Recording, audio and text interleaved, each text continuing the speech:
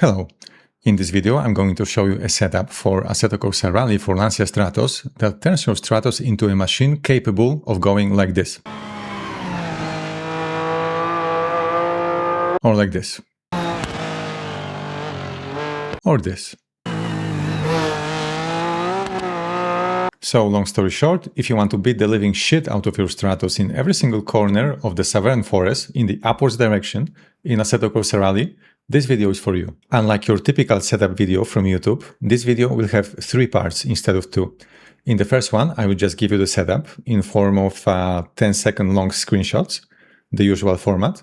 The second one will be the meat and the potatoes of this video. I will explain every single decision behind every single parameter change in this setup and also my thought process, so you can understand what's happening and make some changes if certain parameters don't really fit your particular driving style.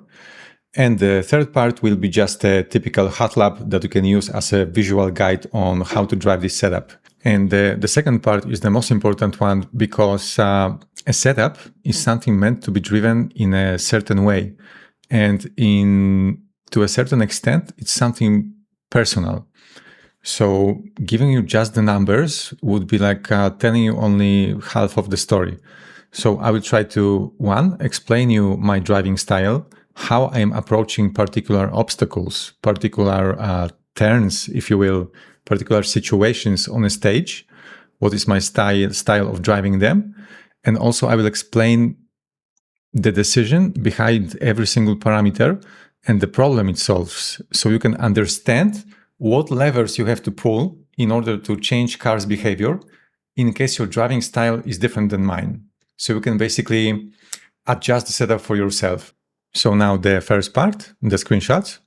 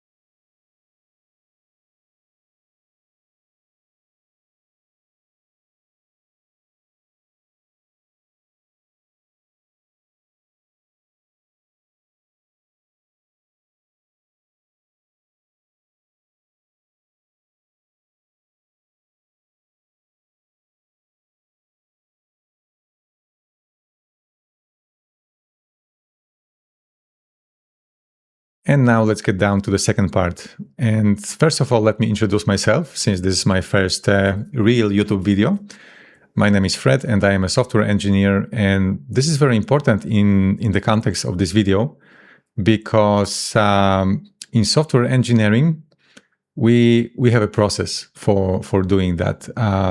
When you build software, you always either fix problems or you build new features. And this is exactly the same way in which I see the process of building setups. When you are approaching a rally stage or like whatever stage, a track, you can see it as an obstacle for which you need to prepare a plan. This plan is a function of the course, of the stage itself, and your particular driving style. And the setup is kind of a catalyst whose function is to prepare the car to be able to overtake the obstacles and also facilitate just pulling off the plan for you to make it easier. And this is exactly the philosophy that I am following when building setups. In general, I have 2 approaches. First, I mean, the approach is always the same, but there is like a branch after the first check. So in the beginning, I'm always first trying the default setup. And if I like the default setup, then I am following exactly the same process as for building software. So first I'm fixing problems, starting from the biggest problem first, and I'm getting into like from what annoys me the most into fine tuning in the end. Or if I don't like the setup at all, then I'm just improvising, either improvising or consulting the initial choices, the initial setup with AI. I'm also currently right now building a cloud skill for building setups, and I'm trying to.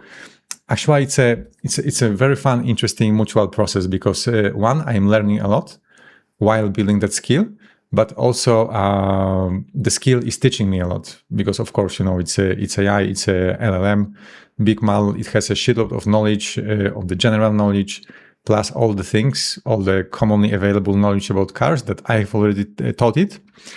But that was just a side note. In case of this particular setup, I would say the default one was working quite well. Let me actually show it on the screen. So as you can see, the second row is the balanced ORI, should be original, which are basically the values for from the default setup. And the first row is super glue. I call this setup super glue because it simply sticks. So in case of this setup, I would say the default was quite good. My initial process was just to do a few slower laps just to get the feeling of the car.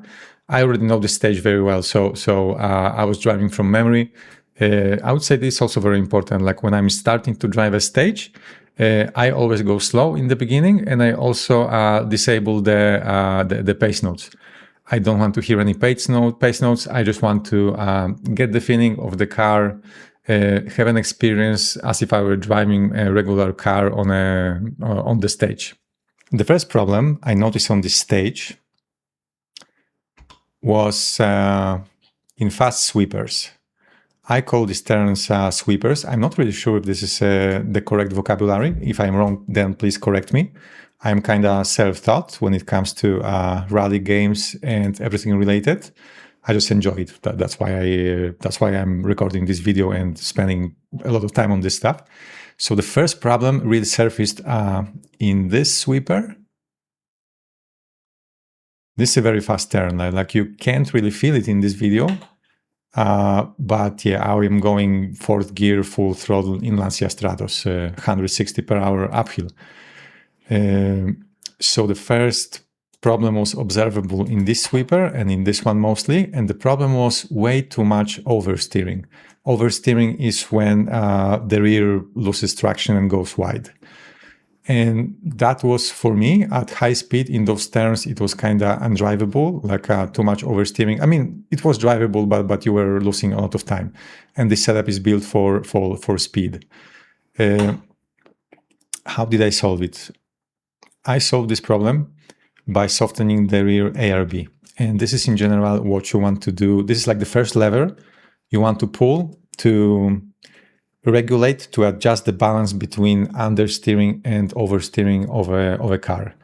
A little bit of theory. ARB, which stands for anti-roll bar, or I think another name is also a sway bar. It's an element that connects two sides of the suspension of two wheels on the same axis, and it kind of makes them move together. So first extreme example, imagine a car with no ARB. Two wheels are allowed to move independently on bumps. Or the other, 100% stiff ARB would be two wheels always forced to move together. And the consequence of this change is the softer the ARB, the more total traction is available for a set of wheels on the same axis. But the cost of it, especially in case of the front of the car, is that the more you soften the ARB, the more like shrubbery and lazy the steering starts to feel. What in case of a fast tarmac stage like this one is not desirable. Whereas when you go into the other direction, like stiffer ARB in the front, is that the car is very eager to turn. The turn in becomes super sharp, like a scalpel feeling, but it also starts to slide early. So for example, too stiff front ARB would result in understeering. So you turn, the initial moment is cool, but later it slides forward. But also the slide becomes very often more predictable because it occurs kind of earlier. But anyway, that was a side note. In this case, what we did, because the rear was sliding too early, it was oversteering. The fix for this turned out to be to just lower the rear ARB one click down, make it softer. So this gave more total traction available to the rear ARB. Also, this stage is bumpy. This is also very important, so there are many bumps. So with a stiffer ARB, if one wheel comes across a bump, so the wheel gets compressed, but the other wheel would also follow. So like the entire part of the car, it started to jump, and instead of following the surface, it kind of oscillates, I would say, above the surface, and the total amount of grip is not so great. So in this case, just by lowering this ARB just by one little click, it made the balance of understeering versus oversteering perfect for me. Let me actually show you the entire turn once again. Like this car still oversteers just a tiny bit, but now it's predictable and controllable. And now you can use the diff, the throttle, to modulate this slight oversteering to basically make the car turn as you want. And I will be talking about the diff in the next chapter because that was the next change that I made. But yeah, after changing the ARB, just one click down, everything was perfect. Another change that you could potentially try if you want to play with the setup would be to, if you want, stiffen the front ARB, for example, by one click. That will result in a sharper turn in. It would be like more dynamic, but it's better for some turns on this stage. For example, I can show you, because I also tried that.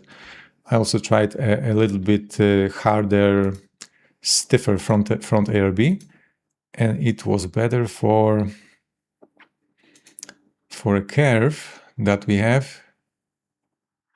Is it here? After this straight, there is quite a difficult turn, which is first we go uphill. After this bail, at the point of this bail. Here we are going full speed uphill, up the hill, almost 200 per hour. Here there will be a crest of a hill, which is kind of flat. My solution for this problem, for this particular turn, is that I'm starting to gently brake around here, before the crest of the hill, to glue the front of the suspension, the front of the car, to the road. And I initiate the turn in more or less here, trying to point the car here, like at the apex. It's a very quick, sharp turn in, and this turn in feels way better with a little bit stiffer front ARB. But unfortunately, it's bad for many other situations on this track. So I would say this the current setting is the sweet spot, at least for me. The next problem that surfaced was the diff settings, and it was also related to those fast sweepers. There's more than two. There's more than two, but they are all similar. So it doesn't really matter which one I use as an example. Let's now let's use this one, this entire section. And when it comes to the diffs, in general, there are many different things that you need to understand to be able to build setups in a conscious, consistent way. But one of them is the most important in this particular case. So what I need you to understand is that in a rear-wheel drive car, especially, lifting of throttle, when you just lift your foot off the throttle, it's kind of an equivalent of braking with just the rear wheels, especially when you are in higher range of revs, because then the engine braking is the strongest. And we are going to modify the LSD angle here. By modifying the LSD angle, we can make this rear wheel braking either like a more rapid process. Imagine just stepping on the brake in a rapid way, or we can make it more gentle. because those angles govern both locking, which is coasting. Like coasting is the process when you're like lifting and you're kind of dragging the wheels behind you, behind the car. This is coasting. And power is when you're stepping on throttle. And basically, yeah, like I said, this angle governs the rapidity of the diff engaging. In fact, it's just the angle of the, I don't know what's the word in English, you know what I mean, of the teeth of the cogs inside the diff. But in general, please watch some movie about it. But what is happening here, and this is especially important in terms of Assetto Corsa Rally in the current version, which is 0.5.1, because the current throttle model is very twitchy. Like there's not much modulation. And what is this causing is that with an aggressive angle of those teeth in the cogs, the locking process is too rapid, and it results in the rear wheels breaking traction, especially if you are lifting in fast turns. In fast turns or in turns in general when you are going in high revs. Let me show the particular turns where this was a problem. So once again to this one, it was a huge problem here because watch those traces are traces from SimHub. The green one is throttle, the red one is braking, the blue one is the clutch. So see what's happening. Now I'm kind of full throttle for a moment, but I'm also lifting a lot, you see? When the green trace goes down, this is me lifting my foot off the throttle. And what this is doing is it's doing few things at the same time. So one, when you lift, the weight transfer to the front wheels, so they have more grip, basically to initiate the turn. But the second thing is also this effect of braking with the rear, kinda. And as you can see, we are in very high revs here. We are at 7K. So what's happening is that the diff partly locks, gets into the coasting mode, and we kind of like brake with the rear. And if we do that too rapidly, I mean, the angle is too aggressive, this can result in the car breaking traction. And it's super hard to control, pretty much impossible to control. It results in losing the rear swings around the car, and you are losing it, and you are out in the trees or hitting the wall like here. And the other type of turns where this is a huge problem is turns like this one, because as you can see, I also lift a lot in those turns. In general, in turns like those, I'm trying to brake before the turn. Let me show you actually. Braking, trail braking into the turn, and more or less here, I'm stepping back on throttle. But sometimes, due to just the geometry, the topology of the turn, I can't do the entire turn full throttle, and I have to lift sometimes. And if this lifting causes the rear to snap, to break the traction in a too snappy way, it's just easy to lose the car, especially with the current throttle model, like I said before. So this is exactly why we want the most gentle angle possible here. And pay attention to the notation, because it's kind of reversed.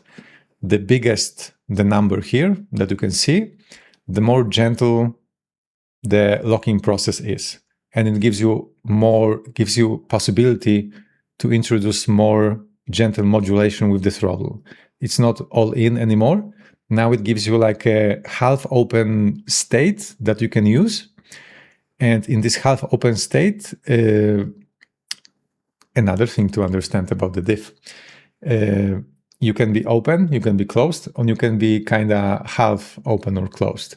And this half open or close is governed, like the amount of lock that you are getting in this half open state is also related to the preload setting, which we will be explaining in the next chapter right now. This is a good segue to the preload. This is another thing to understand about the diffs. In general, think about the car turning in general. What needs to happen for the car to be able to turn.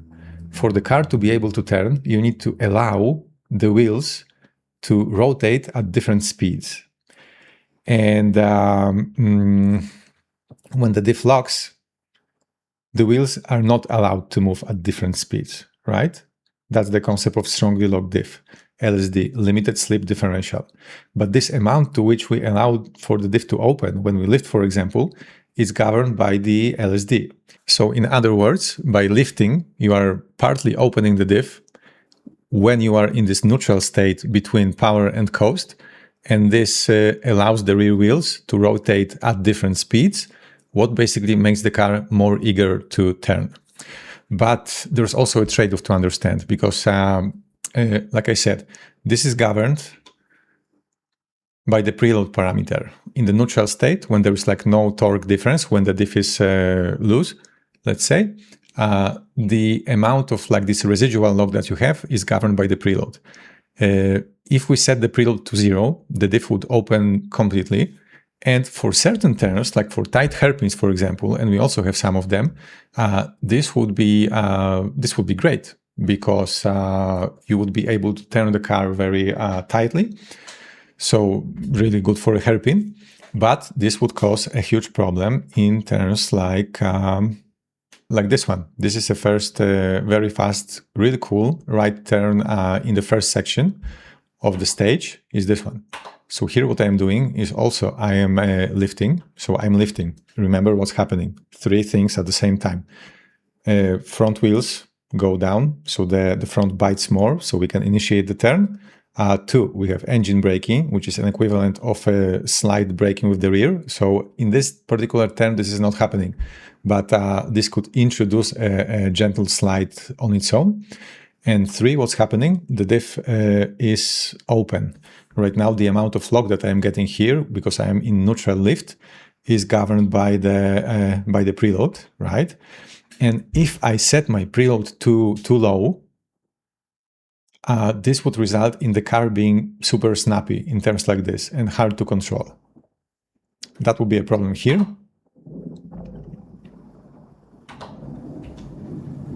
Also, this could be a problem in terms like this one. Also here, yeah, I think the to open diff wouldn't be so good.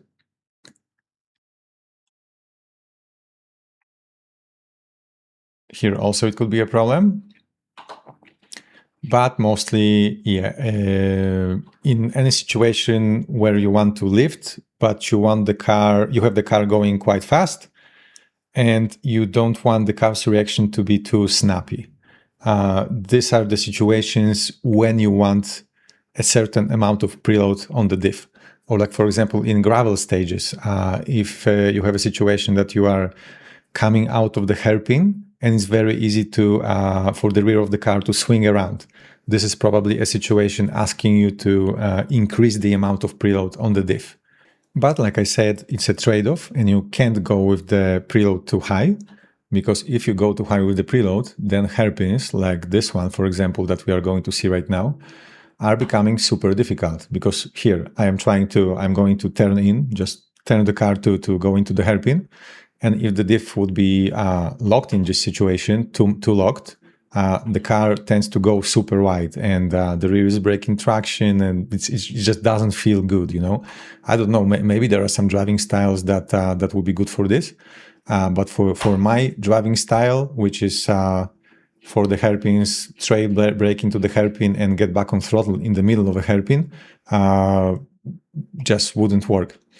So by means of experimentation, I found out the optimal amount of preload for the diff for this stage to be at around 80.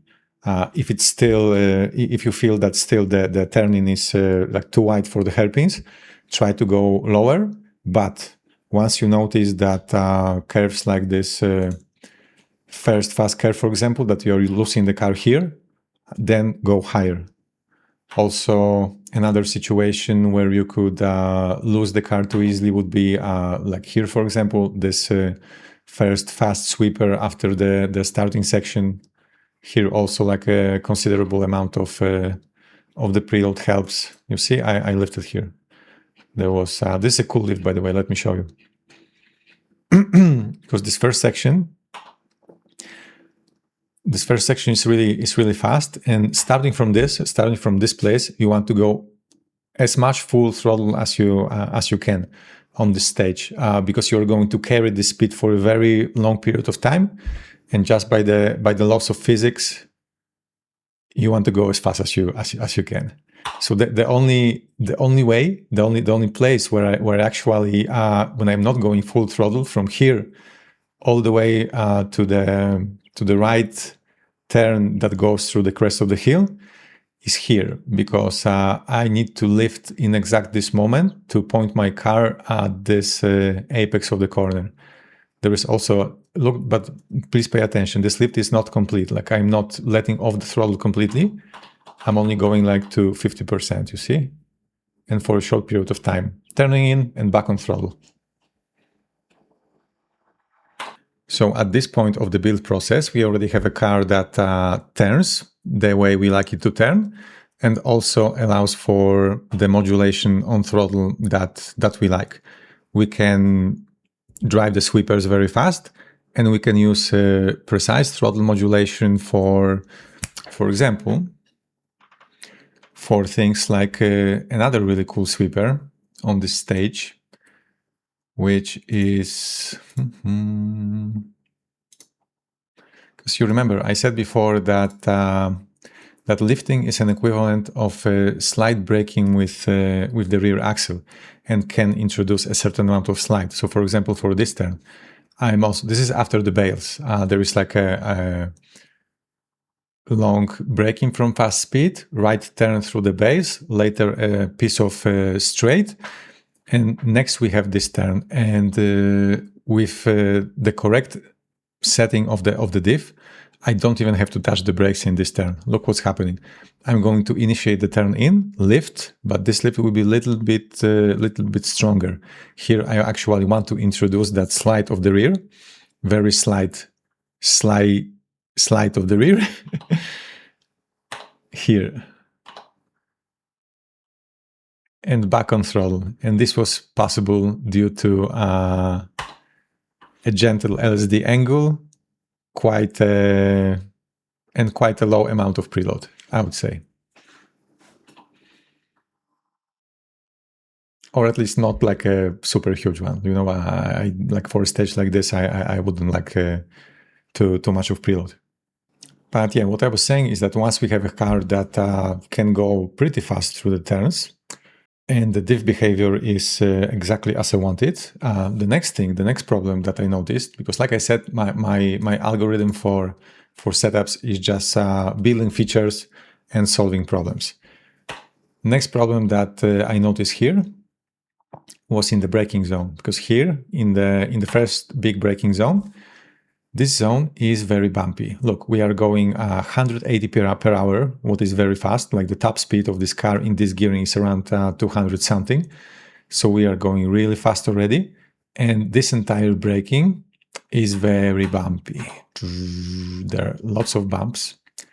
And the problem I noticed here was that the car was jumping a little bit, like the compliance of the suspension was not really there. And the fix for this was to soften fast bump, the behavior on fast bump of the dampers of both fast bump compression and fast bump rebound. Not by much, just a little bit. You can see the exact values here. And I just found this experimentally by doing a few trials and errors. I also tried to go even softer with the fast bump, both compression and rebound, but I didn't like it because I was observing that in certain situations it was feeling kind of like oscillation of the front wheels, mostly of the front in those bumpy zones. So I didn't like it. So I would say this is like the perfect sweet spot for this zone. But since we are talking about braking, let me show you also one more pro tip, one more hack that I found for this stage. And by the way, I'm also planning to record a similar video about this exact stage, but oriented not around the setup, but around just every single turn and every single situation you are facing in this stage. Like a guide for my method of driving this stage. Let me know in comments if you will be interested in seeing something like this. But yeah, my pro tip for this braking is that, like in general, my braking marker is around here, but I don't really go by the meter markers. What I'm looking for is that, like here.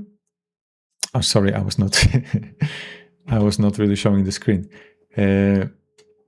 Yeah, so my braking marker is not the meter markers, but when you are like here, when you look at the surface, you can see. Let me actually highlight this. There is like a bump, a patch of tarmac that is a little bit. It forms a bump, and what I'm doing here is that I try to initiate my braking before this bump. Shit, it's not moving. Yeah, it's not doing tracking. But yeah, the point is, I want you to see this bump. It's here. And what we are doing here right now, let's delete this marker. We don't need the marker anymore. I want to start braking before the bump on this patch, like the bump starts here. So I'm starting to brake already. But once I'm approaching the bump, I'm letting off the brakes a little bit. So I don't want to be 100% braking through the bump. When I'm on the bump, I'm letting off the brake a little bit, but after the bump, I'm back on braking. And my braking isn't really, I'm repeating this pattern. Here's like another bump, you see? I'm repeating this pattern through each and every bump in this braking section. And the reason for this is that I don't want the car to jump through the crest of the bump, because then the car like goes kind of a little bit up and loses the grip. I found it to be more efficient to try to like kind of release the brake. At least imagine this is the bump, this is my car. Here I'm braking 100%, 100%, 100%. Here I'm letting off the brake slightly, so the suspension decompresses, and there is some suspension travel available to eat kind of this crest, this edge. So the car doesn't jump that much, and I'm preserving more traction. Actually, you don't even have to like wait for the car to be over the bump to get back on the brake 100%. You can already start braking when you are like this crest of the bump is the worst part. You want to skip 100% of braking when you are going through the crest of the bump. And yeah, this is my trick for braking in bumpy zones. Here I'm already done with my braking. I still have some residual speed over, like you see, I'm going at 60. And here I'm trail braking into this turn. Trail braking, I don't really like this word. It's like people use it because it sounds fancy, but trail braking basically means that you are braking into the turn. And of course, you like once you are turning already, you have to let off the brake gradually, because you just want to like maximize the available grip of the tires. It just makes sense. But yeah, we have a fancy word for it, which is trail braking. So I'm trail braking into this turn. Actually, this wasn't like a good example. This was like letting off the brake. But yeah, the concept is trail braking means optimal way of braking into the turn, period. That's it. And here I'm already back on throttle. So at this point, we have a car that already turns, that brakes, and we're starting to like the car. So now we can go faster. Therefore, the next thing that I adjusted was the gearing for the stage. We have one very fast straight where we need to go super fast, basically, because it's kind of decisive. I mean, decisive. It's not maybe not the most important part in the entire stage, but it's very important to be able just to catch the top speed of the car in this entire straight, because look what's happening. Like we are in 5th gear flat out. So, this car really accelerates until like 8,000 RPM. After 8,000, it's like it's still, you can go a little bit faster, but the optimal acceleration, the power band of this car, I would say, goes roughly from like a 6.5 to 8 mil. So here, in this particular straight, we want the car to be able to reach the top speed. And but there's also a trade-off, because from the standpoint of this straight, going one click lower on the primary gear would be better. You would be able to accelerate a little bit better and reach few more kilometers per hour. But unfortunately, what I found is that this gearing like the gearing that was perfect for the straight, for the top speed, was not really perfect for a few different situations. I don't remember exactly where they were, but there were like a few very weird moments when I was like kind of thinking about shifting to the higher gear, but it will be only for like, I don't know, a second or two or something like this. So later, like downshifting, it just didn't make much sense. And in this gear, this gearing gives you really nice speed for pretty much all the corners if you are going fast. However, if you would like to make this setup a little bit more fun, then go 2 clicks left on the primary gear, and it will be perfect. But also the current gearing is also great for. It's also great for all the like heavy camber corners that we are going to be talking actually in the next section. So this is a great segue. Let's see the camber turns. Yes. In general, for fast turns, like that one was actually kind of slow. This one is also kind of slow, but the rest is faster. For those turns, you want to be in quite high revs, but not like super high, I would say. Because if you are going too high on the revs, then the car is becoming a little bit twitchy. For example, in those turns, those effects of lifting being an equivalent of rear wheel braking are quite strong. Like here, when you are lifting, you can feel that the car starts to slide a little bit stronger. So you don't want to be like at 8. In turns like this, you want to be somewhere between 5 and 7, I would say. That's like a sweet spot because the car is, it already accelerates very nicely, but it's easier to control. You can also be in higher revs, of course, but it will be a little bit harder to control. And the next thing, since we are already here, is the camber. Because at some point of building this setup, I don't know why, but I dropped the camber. Like I dropped the camber to like 1, I don't remember exactly, but I was using like a way lower camber settings. Right now we are at -2.2. This is like the sweet spot, and -2 in the rear. I was trying with like 1.5, something like this. The theory first. What's the camber?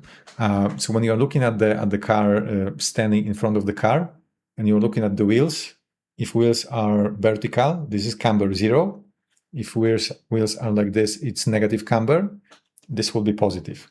And for fast driving, very often we are using negative camber because of what's happening to the car in a curve.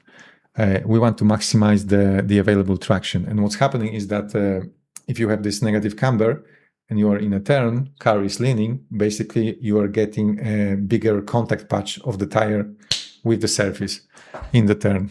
So since I was driving on a not enough camber angle, the symptom was that the car was just not feeling right, not feeling safe, secure, was not glued to the surface in high camber turns like those. Because like in turns like this, look at the road. The road is not flat. If you look at the profile of the road, once again, I was not sharing, but this is my first YouTube video, so come on, it can be perfect. If you look at the profile of this road is very far from being flat. There's an angle. There's a lot of angle. So for turns like this, you want to leverage this. You want to leverage this, and you are doing this by increasing the negative camber angle. This entire section is very camber heavy. So if you feel that the car is lacking this secure, like, you know, being glued to the tarmac, this is very camber heavy. Let me show you another camber heavy sections here. Oh, this one is also another super camber heavy section, entire one. If you are lacking this sense of security in those turns, then go more negative with your camber. You can't really see it here because you are not feeling force feedback in your hands, but this entire thing, look, we are going 160 per hour from one turn into another. They are transferring one into another. So yeah, we need a lot of camber. But actually this braking zone was a nice segue to talk a little bit about the trade-off related to the camber. Because if you are going too camber heavy, if you are camber maxing basically, then it also doesn't work. It also doesn't work well because it's decreasing the amount of traction that you have in flat situations. And in general, one, the car starts to feel strange because you are driving, you know, on the edges of the tires. But also you can feel way decreased performance in braking zones like this one. Here you have long braking. So if you feel that either the car starts to slide in an uncontrolled way or just it's not braking efficiently, then go more vertical with the tires. And actually, this setup by default came with a very aggressive camber setting. Look, it was minus 2.4. But honestly, I didn't like it. I didn't like it. That was the thing. So initially I didn't like it. I way extremely more vertical, less camber, but I also didn't like it. And eventually I ended up at minus 2.2. And the rear was fine. So I find this to be like perfect sweet spot between the curve performance in turns, mid-turn especially, and long straight braking zones. So since we are talking about the braking now, there is one more parameter related to braking that I wanted to mention, and it's the brake bias. So the story behind the brake bias is that in general, on tarmac, you want to bring the braking bias as much to front as possible. But now the question is, how do you know how much is possible? So the symptoms that you will start noticing if the braking bias is too much to front is that you won't be able to turn the car when on the brakes, at least in case of this car in this game. But why do you want your braking bias more towards front? So I would say the good analogy is to think about braking on a motorcycle. When you are braking on a motorcycle, for example, when you watch MotoGP, you know what's happening. You know, like the rear wheel is literally lifting off the ground when they are braking, and the entire weight of the entire machine and the driver is pushed into the tarmac, like through the forks, and you are reaching the maximum possible braking performance like this by just maximizing the weight over the front tires. And to a lesser extent, the same phenomenon is happening in case of a car, right? So when we are on the brakes, the weight transfers to the front, there's more weight over front tires, and you just have more potential for strong braking if you are braking more with the front. Whereas, we already know that we can't go too much towards front because we won't be able to turn. So I would say the good way of finding, in general, a good brake bias is to, first of all, find this point, when the car stops to turn, when on the brakes, and keep going 1 or 2 clicks towards the rear. And at some point, you will reach a level of the brake bias when you can already turn the car a little bit. And moreover, the car starts to, you can kind of like initiate a small slide by braking. This is really cool for trail braking because you can increase this turning radius even over what's just stemming purely from the geometry of the wheels and the car in general by introducing this very slight sliding of the rear when on brake. And in this particular stage, this is super useful for one turn in particular. So let me show it first to you. It's this guy, yes. This is after that flowy, curvy section in the first half of the track, of the stage. It's here. On the brakes, trail braking into the turn, and you can't really see it here in this video, but trust me, it's happening.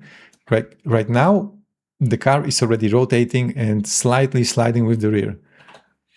And here I am back on throttle. And because my LSD is also perfectly adjusted for this situation, I can carry this slide of the car throughout the entire turn. So actually, I'm not in the condition of perfect traction. I'm a little bit over that regime of perfect traction, and the rear is sliding. Like I started the slide by trail braking, and now I carry the slide by being on throttle. I think it's easier to observe from the outside. Look, it's the same turn, just seen from the outside. I'm on the brakes, but it won't be really well visible. Like you can, because it's not a huge slide. It's just so slightly that you can barely feel it on the wheel when driving, but it's really there, trust me. So turn in, maybe here we will see it better. Oh yeah, now it's obvious that the car is sliding. You see, like the rear is sliding, but not too much. It's very controlled. And now I'm already like full back on throttle. I think here I am full back on throttle. But yeah, the concept is that, yeah, it's like a very gentle transition from trail braking into throttle. Oh, here I can see that I am full on throttle because the front of the car is rising. I would say this is my favorite turn from the entire stage. This guy.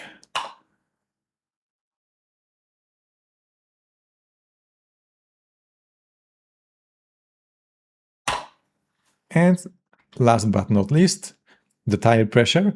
The tire pressure, I would say, was like the least logical setting from this entire setup. I think it's also partly because the tire model is still under development in the game. So right now, the optimal tire pressure for its stage is changing with every release. So don't use too much logic in general here. Just try a few different steps. If it doesn't work, like, go 2 clicks down, 2 clicks up, and see what's happening. But yeah, like in general, the rule is that the the better the road, the better the grip, the lower you want to go with the tire pressure. But also you don't want to go too low because, in certain point it starts to be like floaty and it just feels like shit.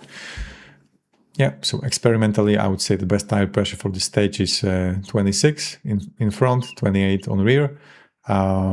Theoretically, how could we justify this? I don't know, to be honest. More grip on the front, so the front sticks better, a little bit less on the rear, so it can do those like very slight oversteering style slides. And that was really it for today. My first YouTube video. I showed you a setup I built, I explained my reasoning behind the setup and my thinking process. If you learned something, please let me know. If you think this setup sucks and my way of building setup sucks, also please let me know. I'm always happy to learn something new. And now the third part, the hot lap. Thanks a lot for watching. If you like this video, subscribe for more and see you in the next one. Thanks. Bye.